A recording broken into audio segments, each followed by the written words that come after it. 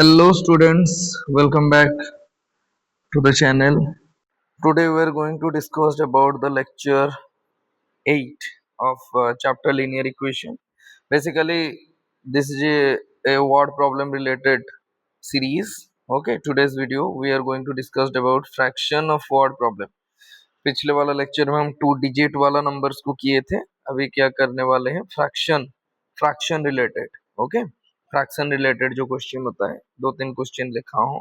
Okay, अच्छे से कर लेना. फिर हमारा आर डी शर्मा का सीरीज आ रहा है. Okay, the sum of the numerator and denominator of a fraction is 8. अभी देखो, वो न्यूमरेटर डिनोमिनेटर की बात अगर कर रहा है, मतलब कोई फ्रैक्शन होगा.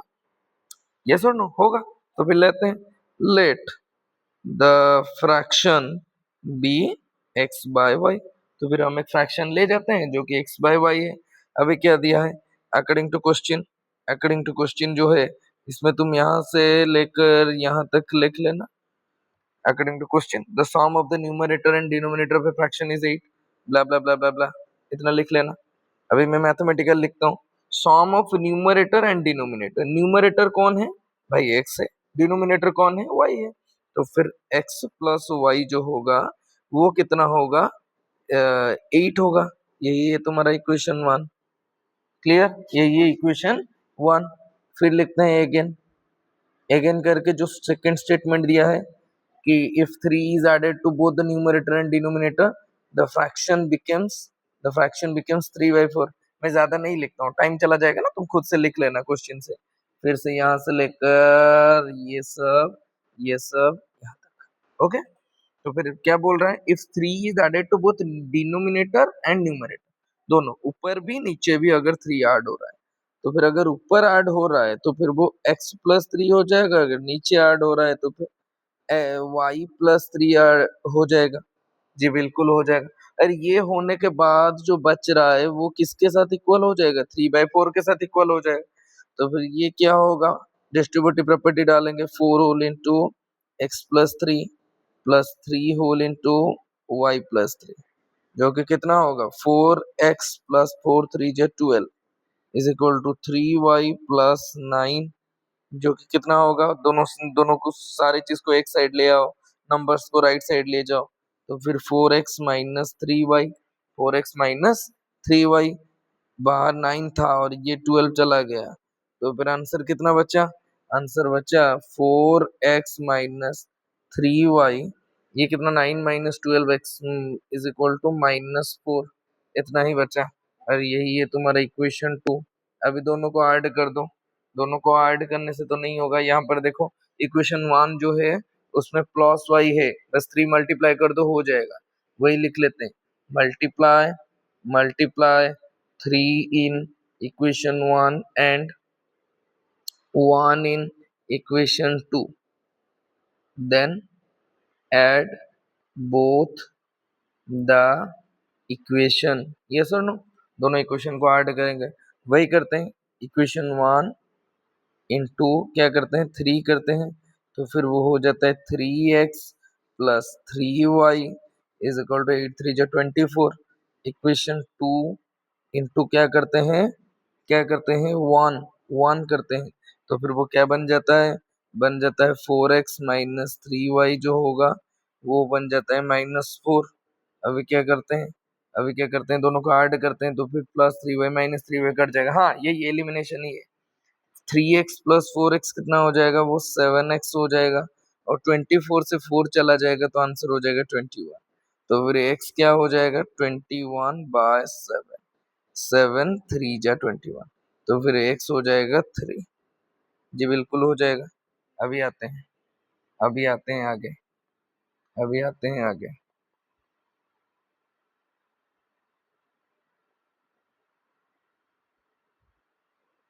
अभी आगे आते हैं. Again substitute the value of x in equation 1 to get y. हमें क्यों सब्सटीट्यूट करना है इक्वेशन 1 पे, ताकि हमें y का वैल्यू मिले. इक्वेशन 1 क्या है, x + y = 8. और x को अगर 3 डाल देते हैं, 3 + y = 8, तो फिर y = कितना होगा, 8 - 3, जो कि y होगा कितना, 5. इतना ही है. अभी क्या करते हैं, तो फिर required fraction R F, required fraction क्या होगा, x by y, required fraction जो होगा एक्स बाय वाई, और एक्स कितना है 3/5, इतना ही है, यही है आंसर। समझ गए, यही है आंसर। इसके आगे आते हैं, if 2 is added to numerator of a fraction it reduces to 1/2। ये देखो वही फिर से directly question, to numerator denominator के बात कर रहा है, मतलब कोई ना कोई फ्रैक्शन तो जरूर होगा, तो फिर हम उसको क्या ले जाएंगे, let let the fraction be, फिर से वही वही कंसेप्ट, एक्स बाय वाई हो गया। अभी क्या लिखते हैं, अभी यहाँ से कहाँ तक, इट रिड्यूसेस टू 1/2, यहाँ तक, यहाँ तक होगा सेकंड वैल्यू, मतलब अकॉर्डिंग टू क्वेश्चन लिखकर वो स्टेटमेंट को तुम लिख लो, ब्ला blah blah blah blah blah blah blah blah ब्ला 1/2, कितना हो गया अच्छे से। ओके देखो, अभी अभी इसको मैथमेटिकल लिखते हैं, क्या दिया है, two added to numerator of a fraction, मतलब डिनोमिनेटर के बारे में कुछ नहीं बोला है। अगर डिनोमिनेटर के बारे में कुछ बोला ही नहीं है, मतलब डिनोमिनेटर जो होगा वो वैसे का वैसा ही रहेगा, इतना ही है तो है, इतना ही तो है, तो फिर डिनोमिनेटर को वैसा रहने दो, मतलब x जो होगा उसमें ऐड कितना होगा, 2 होगा, 2 add to the numerator, and denominator के बारे में कुछ नहीं दिया है, मतलब वो वही y वैसे का वैसा रहेगा y, okay, is equal to कितना होगा, 1/2 हो जाएगा। जी बिल्कुल हो जाएगा।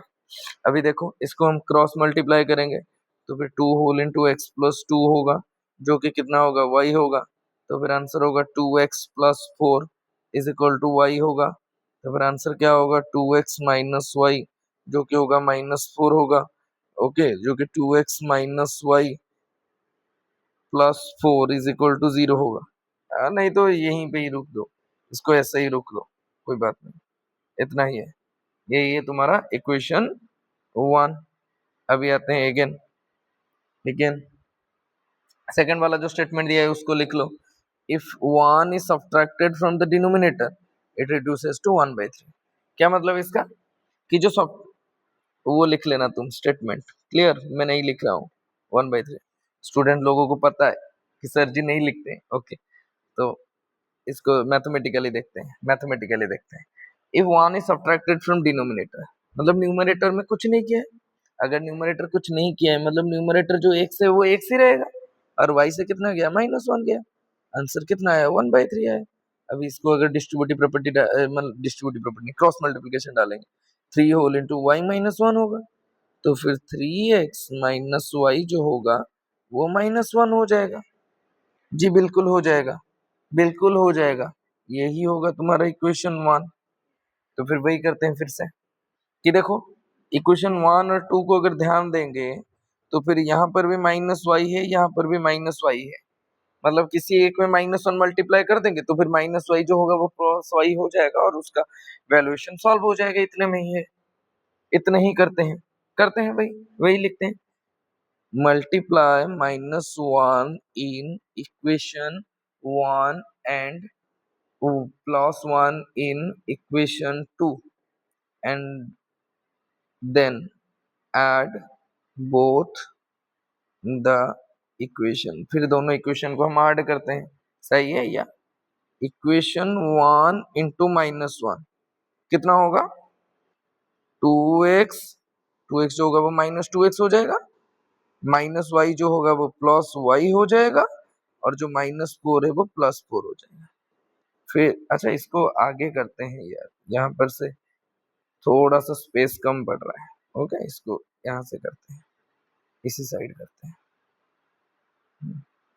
ये लाइन है, इसको इसी साइड करते हैं, इसी साइड करते हैं, इक्वेशन 1 इंटू -1, तो फिर -2x plus y is equal to 4, और इक्वेशन 2 इंटू सिर्फ 1 करेंगे तो फिर वो क्या बन जाएगा, वो बन जाएगा 3x minus y is equal to -1, ये ऐड होगा तो y y जाएगा, 3x माइनस 2x होगा तो इम्प्लाइज दैट वो हो जाएगा x is equal to 4 minus 3 3 हो जाएगा, डायरेक्टली मिल गया x का वैल्यू। अभी x का वैल्यू के लिए substitute the value of x in equation 1 to get, क्यों, y को निकालने के लिए, तो फिर इक्वेशन 1 क्या था? इक्वेशन 1 था 2x minus y is equal to -4। तो फिर वही करते हैं, 2 ब्रैकेट में 3 minus y is equal to -4, जो कि कितना होगा, 2 3 जा 6 minus y is equal to -4। तो फिर आंसर क्या हो जाएगा, 6 plus 4 is equal to y, और वाई जो होगा वो 10 होगा। जी बिल्कुल होगा, वाई जो होगा वो 10 होगा। तो फिर हमारा रिक्वायर्ड फ्रैक्शन क्या हो जाएगा, आर एफ लिख लेता हूँ। रिक्वायर्ड फ्रैक्शन जो होगा वो कितना है, एक्स बाय वाई है, और एक्स की जगह पड़ेगा 3, वाई की जगह पड़ेगा 10। इतना ही हो गया कंप्लीट। और एक क्वेश्चन है, फिर ये वीडियो को ऑफ करेंगे। ओके, ये जो क्वेश्चन दिया है, डिनोमिनेटर ऑफ ए फ्रैक्शन, फिर से वही डिनोमिनेटर न्यूमरेटर वाला कॉन्सेप्ट आ गया। तो फिर हम ले लेते हैं पहले, लेट द फ्रैक्शन बी, कितना होगा, एक्स बाई वाई। जो फ्रैक्शन होगा वो एक्स बाई वाई होगा। जी बिल्कुल होगा। अभी क्या दिया है, according to question first statement लिखते हैं। क्या लिखते हैं यहाँ से, the denominator of a fraction is greater than its numerator by 11। क्या है इसका मतलब, डिनोमिनेटर जो है पहले लिख लो, ब्ला blah blah blah blah blah by 11। Okay, लिख लिया 11। तुम खुद से लिख लेना, पॉज करके वीडियो पूरा का पूरा लिख लेना। तो क्या दिया है, denominator of a fraction is greater than numerator by 11। मतलब जो डिनोमिनेटर है वो ज्यादा है, किससे ज्यादा है, न्यूमरेटर से ज्यादा है। न्यूमरेटर से ज्यादा है, कितना ज्यादा है, 11 ज्यादा है। मतलब denominator minus numerator is equal to 11, इतना लिख सकता हूँ। Denominator is greater than numerator by 11। Denominator is greater than its numerator by 11। मतलब डिनोमिनेटर जो होगा y, वो उससे अगर x को माइनस करेंगे तो फिर आंसर 11 आएगा। यही है इक्वेशन 1। जी बिल्कुल। अभी अगर इसको हम थोड़ा हमारे अनुसार अगर इसको थोड़ा सा भी साइज कर देंगे तो फिर आंसर क्या आ जाएगा, देखो आंसर आ जाएगा, इम्प्लाइज दैट अगर यहाँ पर माइनस ले जाएंगे तो फिर x minus y is equal to 11, और x माइनस वाई जो होगा वो -11 होगा। इतना ही, यही है तुम्हारा इक्वेशन 1। फिर again blah blah blah blah blah blah, clear, equal to 3/4। क्या दिया है फिर से देखो, इफ 8 इज, इफ यहाँ से यहाँ तक, if 8 is added to both numerator and denominator, मतलब जो न्यूमरेटर होगा उसमें भी 8 ऐड करेंगे, जो डिनोमिनेटर होगा उसमें भी 8 ऐड करेंगे, इट बिकम 3/4। क्या होगा, 3/4 हो जाएगा। तो फिर न्यूमरेटर जो है वो है x है, इसमें 8 ऐड करेंगे x/8, डिनोमिनेटर y है, उसमें 8 ऐड करेंगे y/8, और ये कितना हो जाएगा, 3/4 हो जाएगा। अभी इसको क्या करेंगे, क्रॉस मल्टीप्लीकेशन करते हैं। तो फिर आंसर क्या आएगा, देखो आंसर आएगा 4 whole into x plus 8 is equal to 3 whole into y plus 8। Clear, y plus 8। तो फिर आंसर क्या आ जाएगा, आंसर आ जाएगा 4x plus 32 plus is equal to 32 is equal to ये कितना होगा, 3y प्लस 8 3 जा 24। तो फिर आंसर क्या होगा, 4x minus 3y is equal to 24 minus 32, जो कि कितना हुआ, 8 हुआ। पर 4x minus 3y is equal to कितना हुआ, 8 हुआ। यही है तुम्हारा इक्वेशन 2। अच्छे से देखना, इक्वेशन 1 में भी -x y है, इक्वेशन 2 में भी -3y है। तो इसमें सिर्फ अगर क्या -3 मल्टीप्लाई कर देंगे तो फिर ये -y जो है वो +3y हो जाएगा, और ये 3y कैंसिल हो जाएगा। तो फिर वही करते हैं, मल्टीप्लाई -3 इन इक्वेशन 1 एंड कितना 1 in equation 2, then add both the equation, दोनों इक्वेशन को ऐड करते हैं। तो फिर वही करते हैं, इक्वेशन 1 इंटू कितना, -3, -3 करने से ये क्या हो जाएगा, -3x हो जाएगा, और ये कितना होगा, 3y हो जाएगा, और ये कितना होगा, 33 हो जाएगा। फिर कितना होगा, इक्वेशन 2 इंटू कितना हो जाएगा, 2 इंटू 1 होगा, 1 होगा तो क्या होगा, 4x minus 3y is equal to 8 होगा। फिर आंसर क्या आ जाएगा, देखो plus 3y minus 3y cancel हो गए, यहाँ पर plus 4x minus 3x, answer directly x आ गया। और बाकी दिस साइड देखते हैं तो फिर आंसर क्या आता है, देखो 33 प्लस 8 होगा। 33 प्लस 8 होगा, कितना होगा, 33 प्लस 7 40, ओके 41 होगा, ये फिर 41 होगा, ये x। तो फिर y को निकालेंगे, वही substitute the value of y, sorry x मिला है ना, x substitute the value of x in equation, किस में डालेंगे, 1 में ही डालते हैं, 1 टू गेट y। तो फिर क्या होगा देखो, हमें क्या दिया है, x minus y is equal to -11, सही है। x की जगह डालते हैं 41 minus y is equal to -11, तो फिर 41 plus 11 is equal to y, ये y उधर चला गया, ये जो y है ना माइनस वाई, ये उधर चला गया प्लस, -11 इधर आ गया तो प्लस, तो फिर ये कितना हो गया, y जो है वो है 51। तो फिर रिक्वायर्ड फ्रैक्शन जो होगा वो कितना होगा, 41 नहीं 52 होगा, 51 नहीं होगा, ये 52 होगा, क्लियर 52 होगा। तो फिर रिक्वायर्ड फ्रैक्शन RF लिख रहे हो, required fraction, clear, fraction required fraction क्या होगा, रिक्वायर्ड फ्रैक्शन होगा, कितना होगा बोलो, x बाई वाई है ना, रिक्वायर्ड फ्रैक्शन जो है वो x बाय वाई है, तो फिर x की जगह क्या होगा, 41 बाय 52, कौन है ना, देखिए क्या सुना दी। तो फिर ये रिक्वायर्ड फ्रैक्शन, यही होगा तुम्हारा आंसर, क्लियर। ये था थोड़ा सा फ्रैक्शन रिलेटेड क्वेश्चन, हम प्रीवियस लेक्चर में क्या किए थे, नंबर रिलेटेड क्वेश्चन किए थे, 2 digit number 1 digit number type का क्वेश्चन, ये था फ्रैक्शन टाइप का क्वेश्चन। इसके आगे वाला जो वीडियो आएगा उसमें एज वेराइटीज का क्वेश्चन आएगा, और एज के बाद आएगा आपका अपस्ट्रीम डाउनस्ट्रीम, फिर हम नेक्स्ट चैप्टर में जाएंगे। That's all for today, thank you, have a nice day.